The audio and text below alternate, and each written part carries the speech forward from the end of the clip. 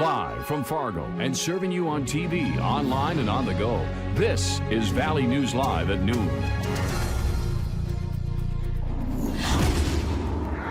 We start with a breaking news alert. Right now, authorities are chasing a man who allegedly ran into a sporting goods store, took a rifle, and then ran out.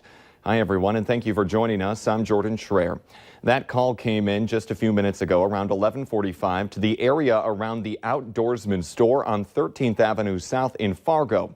Scanner traffic indicated a man ran in and stole the gun, taking off in an orange Ford Ranger. Now we have a reporter who is currently tracking this situation, and we'll bring you more throughout the day at valleynewslive.com. And it is a sad day for friends, family, and peers of a Cheyenne High School student. Today, administrators sent out an email saying the student is hospitalized from complications from ALS. 16-year-old Ben Merck is a sophomore at the school in West Fargo. He was diagnosed with ALS in October, and today doctors confirmed that Ben no longer has any brain activity. School staff told families that Ben's parents will be making a decision about his end-of-life care soon. We'll have more on this tragic story tonight on Valley News Live at 6. Taking that live look outside right now, a lot of people are looking to the skies as they brace for some winter weather that's headed into the region. Right now, no snow yet. For what we can expect, let's head on over to Storm Team meteorologist Lisa Green. Good afternoon. Well, we do have two storm systems that essentially will be affecting parts of the Midwest over this holiday week. One is moving into the region now. We are largely missing out on that, though we will feel some impacts today. And a lot of that has to do with the cloud cover we're going to be stuck with all day, but also winds will be on the increase as it approaches. And we'll see a couple of chances for some flakes here in the valley as well, heading through the daytime hours. Here's a look at our temperatures right now. We've been holding steady. We're looking at numbers into the upper 20s to some low 30s. It's 32 degrees in Fargo. And the wind starting to get into the teens more in some spots, but overall it's been quite light and it's still on the low end here with wind out of the north. Your radar and satellite map shows those clouds hanging around. We could see a few flakes popping up, maybe some of them right now in the Monoman area, and we'll be keeping an eye out for some more of those spotty snow showers today, but we won't see the heavy snow that they've been getting in Denver. That's now moving into the plains and will continue trekking northeastward into the Minneapolis area. However, we will have some impacts when it comes to travel. If you're going to be driving in those directions, conditions will deteriorate quickly tonight. And heading out to the airport, check with your airlines. We're looking at Denver, significant delays and cancellations. There's also been at times reports of some delays at O'Hare and Chicago as well. So bottom line, some big impacts on holiday travel. That second system that will be impacting us, we'll talk about that coming up in just a few minutes. All right. Thank you, Lisa. And workers at the Minneapolis airport are in a holding pattern, waiting for a blast of winter weather to hit. About 100 plows are prepped and ready. The toughest day for air travel through the Twin Cities is expected to be tomorrow. And as Lisa mentioned, a few flights out of Fargo are also canceled due to weather around the nation.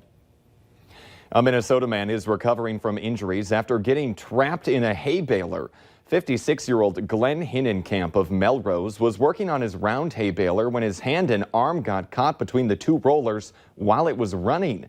His wife quickly turned the equipment off. Melrose Fire was then able to remove the farmer from the baler and take him to the hospital.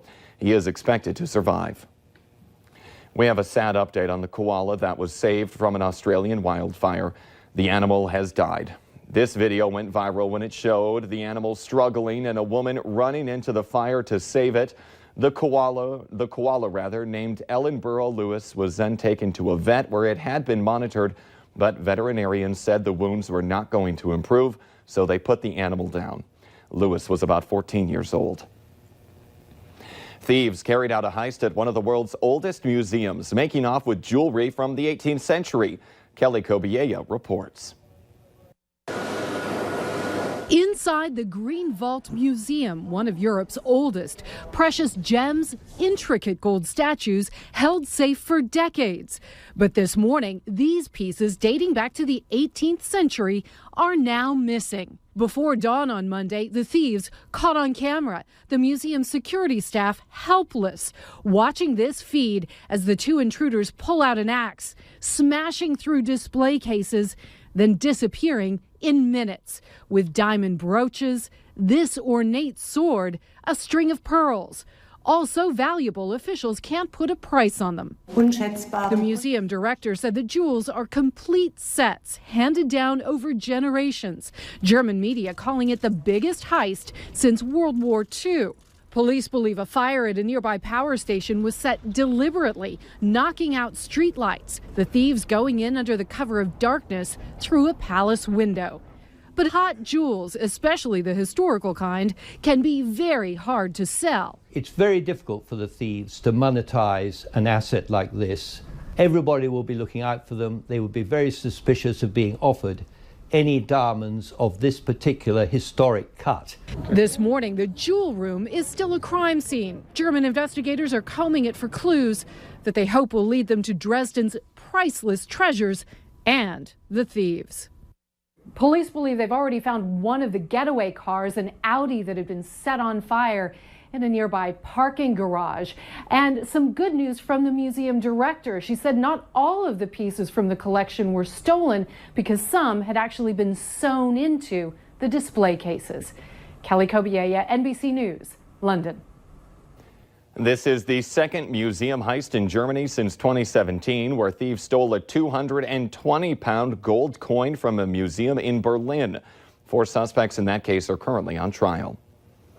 In our consumer alert this afternoon, check your fridges for recalled salad. A New Jersey company is recalling more than 97,000 pounds of salad products. They were sold at Aldi, Walmart, Sam's Club, Target, and other stores. It's believed they might have an E. coli contamination. The USDA says the salads were produced between October 4th and 16th and may contain meat or poultry. The contamination was discovered after a foodborne illness outbreak investigation in Maryland. For more information on this recall, head to valleynewslive.com and click on the hot button. Don't forget the Holiday Lights Parade in downtown Fargo and Moorhead tonight. Starts at 6:30 and Valley News Live will be there handing out candy. So come on downtown and celebrate the season. Coming up.